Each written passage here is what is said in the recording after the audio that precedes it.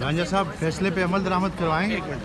अच्छा, आप क्या चाहते हैं? नहीं, आप लोग बताए ना, आप लोग हुकूमत वाले हैं, हम लोग तो चाहते हैं इलेक्शन हो।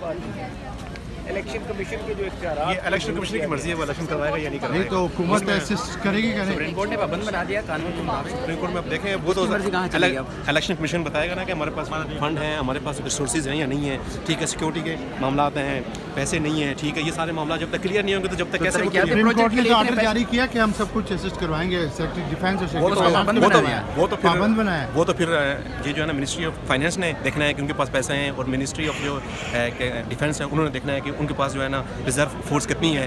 ये तो सारा कुछ उन्होंने मैनेज करना है। इतने तरह क्या तो प्रोजेक्ट के लिए फंड अवेलेबल है, लेकिन 20 अरब रुपए ने अवेलेबल नहीं है इलेक्शन के लिए। देखें जी मेरी बात सुने, अभी आप 20 अरब दे दें, फिर आके फिर इलेक्शन होंगे, फिर उसमें भी आप दे दें, तो देखें ये आवाम का पैसा फजूल में जो है ना बार बार आप उसको लगाएंगे। तो इसमें यह होना चाहिए कि एक टाइम में इलेक्शन होना चाहिए। फिर सबसे बड़ी बात यह है कि पंजाब और उसमें जो है ना KPK में अगर हुकूमतें होंगी तो जब